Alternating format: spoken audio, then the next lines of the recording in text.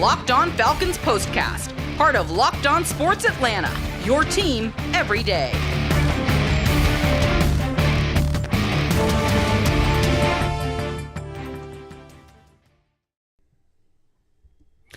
So, guys, we're here for another Locked On Falcons, Locked On Sports Atlanta postcast. Myself, Aaron Freeman, host of Locked On Falcons. You find me on Twitter at FalcFans, and of course, joined by the incomparable Jarvis Davis, co-host of ATL Day Ones on the Locked On Sports Atlanta podcast family. I tweeted out, what are we going to talk about to start this episode, Jarvis?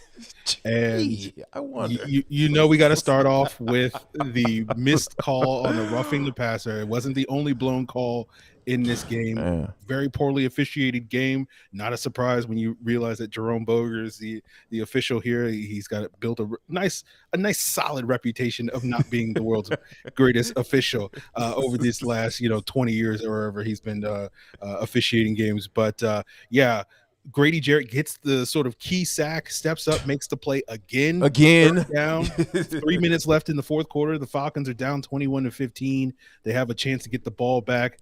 Easy sack on a loop stunt, and he rolls over Tom Brady, and they throw the flag on a roughing the passer penalty, and of course the Bucs get the new set of downs, and they're basically able to run out the clock, going down to the 2-minute warning without the Falcons having any timeouts, and the Falcons lose 21-15. So Jarvis, I give you the floor. What do you think about that call? I think it was absolutely bullcrap.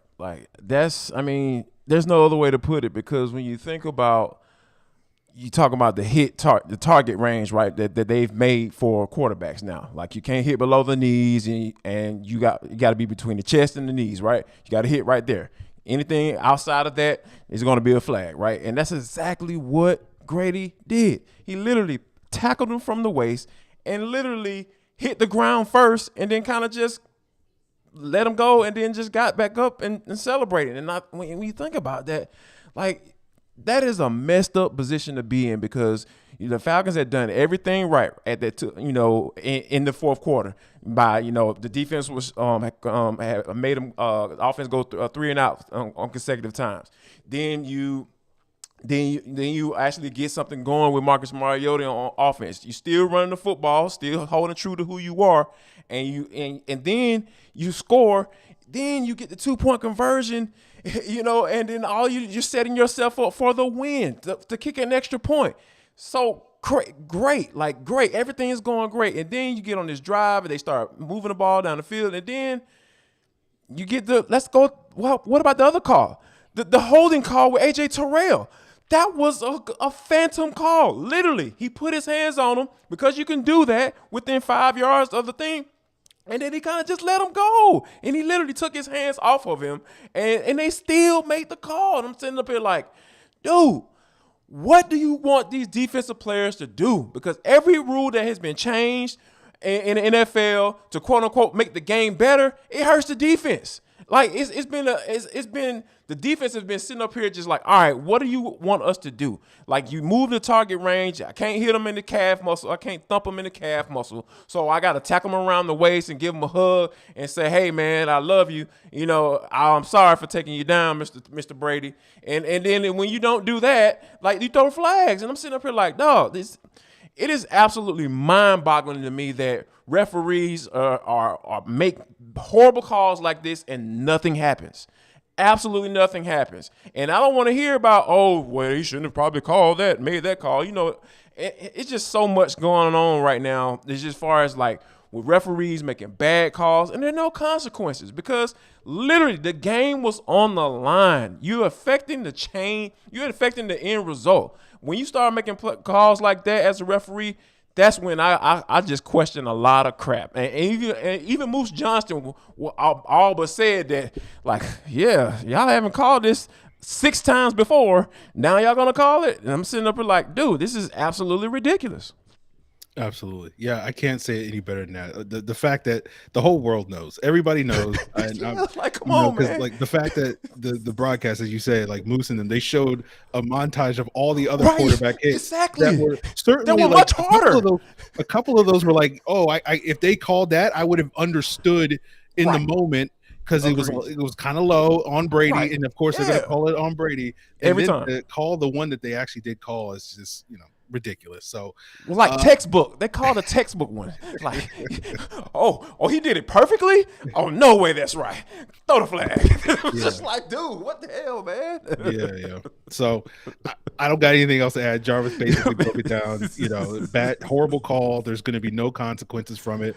People will talk about it, and then the Falcons will have to regroup and move on, and we'll just sit here and wonder what could have been had the Bucs punted the ball back to the Falcons in those final 3 minutes, and what could have happened, and maybe the Falcons drive down the field, maybe they don't, we don't know. But the fact that we don't have an answer to that question leaves us a little bit wanting, and most of that is due to the officials. But as we continue today's Locked On Falcons postcast, we'll talk a little bit more about this team's ability to finish, right? It wasn't a great first 3 quarters for this Falcon team, going down in that 21-0 hole. And they were able to, the defense was able to step up late in the third quarter, forced 3 consecutive 3-and-outs against the Bucs defense. The offense finally seemed to get their act together in the fourth quarter, although I know Falcon fans were screaming, why are we running the ball at this point in the game? Can we get a little bit of a tempo here? But, Jarvis, everybody constantly talks about moral victories when it comes to this stuff. I'm curious, what are you looking at this team and their in terms of their identity? We've seen every single one of these 5 games this year come down to the final, possession, the final minutes. Does that speak positively to this football team's, culture and identity? It has to, right? Because when you think about what Dean Pease talked about coming into the season, hey, he tired of the crap, right? He tired of the foolishness, tired of being in the bottom rung of in the all the major categories as a defense, and they might be still there.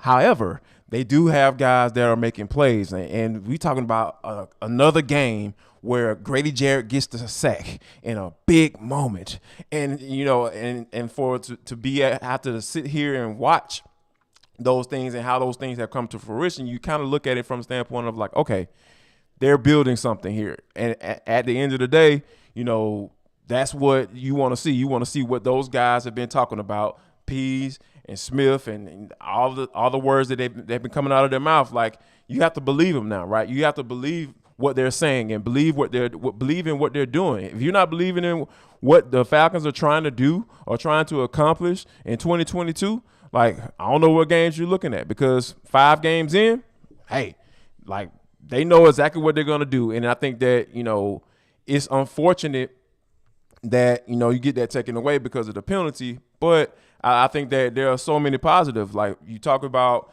Olamide Zaccheaus, coming in and making a big catch and getting into the end zone. Cardero Hodge coming up big and making catching the 2-point conversion when he essentially dropped the touchdown early on in the game. So I think that you have these guys coming in, making plays and believing that they're still in this game, because I don't know about you, man, but I know at 21-0, just like, man, this don't look good. Like, and that the way the offense was not clicking, it just looked at like this was probably going to be, an L for the Falcons. But I think that, once they start getting that momentum and the defense, like you said, they got 3 consecutive 3-and-outs, that's when you said, all right, this is something that you can believe in going forward, and not necessarily be, hey, so it was a one-shot deal, like it happens every now and then. Like, we can almost expect the Falcons to be in the game in the fourth quarter, and that's all you can ask for when you're talking about a team that's rebuilding. There you go. I didn't expect the Falcons to win this game, but I wanted to see if they could keep it close. And they kind of went, I can't say it went perfectly for the Falcons. Obviously it didn't, but they were able to run the football. They had 151 yards rushing, 61 of those coming from Mariota. They were able to get stops in the red zone against this Bucs offense. The Bucs went 2 for 5 in the red zone. The Falcons went 2 for 2 in the red zone. There was a couple, it felt like there were some missed opportunities in the first half. And if they had, Koo makes that field goal, a couple of these penalties wiping out some plays, some drop balls. If the Falcons had just played a cleaner first half, I do think they would have potentially found a way to win. And that speaks to this football team, given that they were down Pitts, they were down Patterson, the resiliency in that. So, again, it's a moral victory, whatever you want to call it. You can sit here and poke holes and be upset about the way the game ended, and that's more than fine. But I do come away feeling better about this football team in this loss than going into the game. So I think this team, as you say, is moving in the right direction. But to wrap things up here, Jarvis, a lot of people calling for Marcus Mariota to get the hook, given his 5 for 14 start in the first half. He finishes the game, I think, 14 for 25. So definitely much better in the second half. But you could maybe argue some of that's play calling with some easy throws and easy completions there. So, Jarvis, got to give you the floor. What are your thoughts on the Falcons quarterback situation as we stand today? Wow. I look at it like this, man. I think that the one thing that you do appreciate, right? He didn't throw the football to the other team, and he did have one fumble, but he did recover it, so that's semi clean. I put it like cleaner. There we go. Great word. Thank you, Aaron. A couple of sprays of Lysol, a couple of Windex, just a little bit clean. A little smudge here and there, but it's a little clean. He didn't get that lime off the shower wall. Like it's still sitting there. So I think that as long as he's not making bad throws and turning the ball over from throwing interceptions and everything, is putting the defense in a really bad space, I think he's going to continue to play, man. But I do feel like, I want this to be consistent, right? I want him to consistently not turn the ball over. And as long as Arthur Smith feels like he can be capable of doing what he wants to do on offense, and that is run the football and make incomplete passes off of play action, I think this is what we're going to see. But I do believe, but there, deep down in my soul, Aaron, deep down in my soul, I want to see what Ridder can do. I want to see what Ridder can do with Arthur Smith as his play caller, because I think he's an excellent play caller. I believe in Arthur Smith wholeheartedly. He understands what his players can do, and he call plays accordingly. He doesn't try to make them do anything that outside of what they are as football players, and I absolutely love that as a coach, and to be able to adjust in that manner. So yeah, I don't think we see a change anytime soon, and you know what? To be honest with you, I'm kind of okay with that, because I like what I'm seeing from this defense, and the guys making plays that need to make plays, and I want AJ Terrell to make plays when he get opportunity to make plays, because he had one in the first half, and against teams like Tampa Bay, who has guys like Tom Brady under center, you have to make those bad boys if you want to continue to stack wins in the NFL and specifically in the division.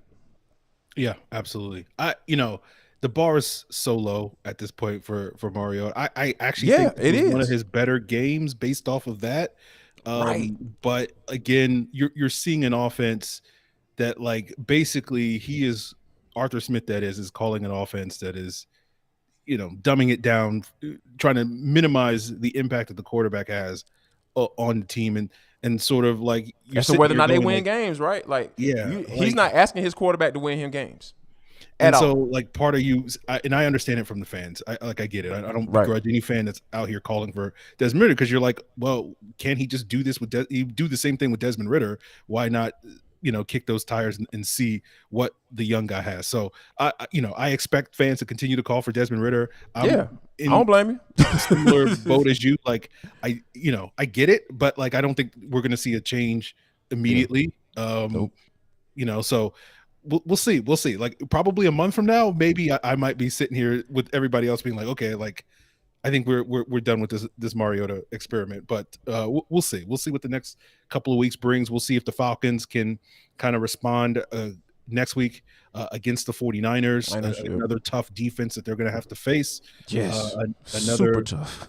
Another offense that, is going to be difficult to match up with Kittle and Deebo Samuel. So we'll see if the Falcons can respond. Of course, Jarvis and I will be here to cover that game immediately after.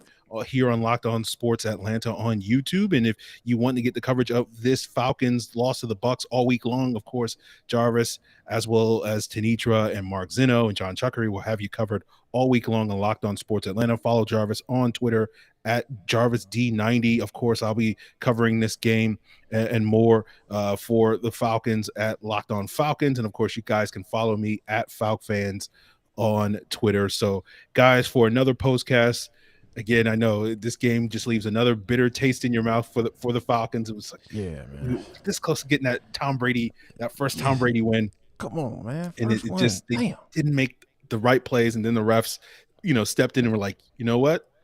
You're not even going to get a chance, Falcons. So, leaves that bitter taste in our mouth. But that's where we're going to leave it here, guys. And we'll get you guys covered all week long here on Locked On Sports Atlanta, Locked On Falcons.